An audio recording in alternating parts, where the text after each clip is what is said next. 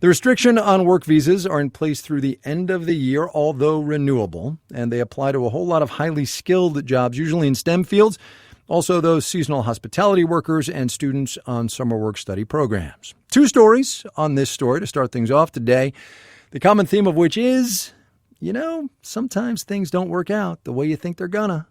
From the Workplace Culture Desk, Marketplace's Megan McCarty-Carino is up first.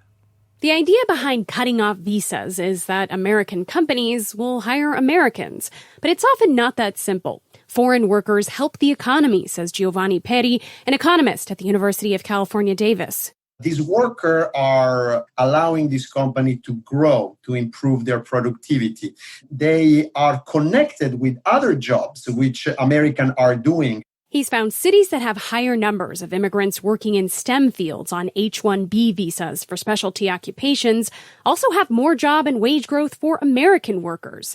And when companies can't hire workers from abroad, they often simply move the jobs instead, says Britta Glennon, a professor of management at University of Pennsylvania's Wharton School. So those jobs aren't necessarily going to Americans. It just means that those jobs are going to another country. She found restrictions on H-1B visas led firms to move more jobs to China, India, and Canada during the early 2000s. But allowing companies to hire more immigrants doesn't necessarily slow the exporting of jobs overseas, says Ron Hira, a professor of political science at Howard University and author of Outsourcing America. So the net effect of H-1Bs is to speed up offshoring. He says of the top 30 companies that receive the most H-1B visas, half of them are staffing firms that send jobs abroad. So they have the U.S. workers train the H-1B workers who then return home. And so their ultimate aim is to try to shift the work offshore as much as possible. He advocates reforms to the immigration system to limit such abuses while still allowing for innovation and growth.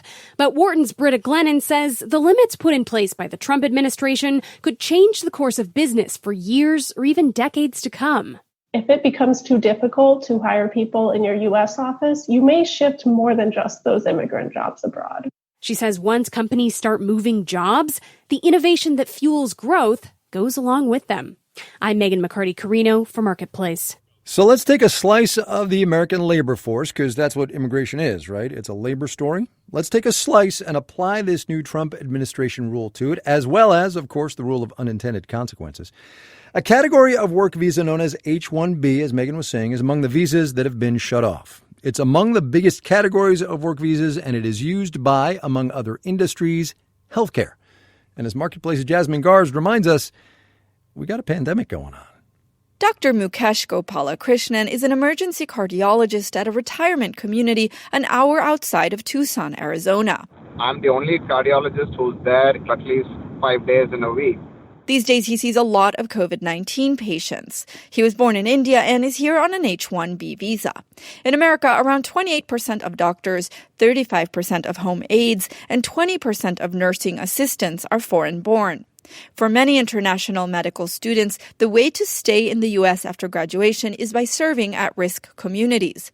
That includes rural areas, much like where Dr. Gopalakrishnan is practicing. Last year, rural areas accounted for 66% of the health professional shortage areas.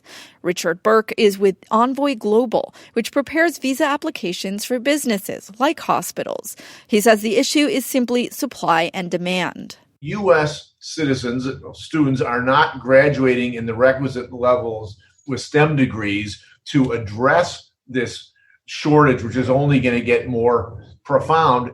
The Trump administration has said the freeze on work visas will protect jobs that could go to American workers. Masa Kambabi, an attorney with the American Immigration Lawyers Association, says that won't happen. You need these H-1B physicians who are willing to go to Alabama, Georgia, parts of the Beltway that just don't have enough doctors. And now this sends a signal to all of them, look, we don't care about you. We don't want you to come here and work in the United States. And she's worried the visa freeze will push them to get jobs in other countries.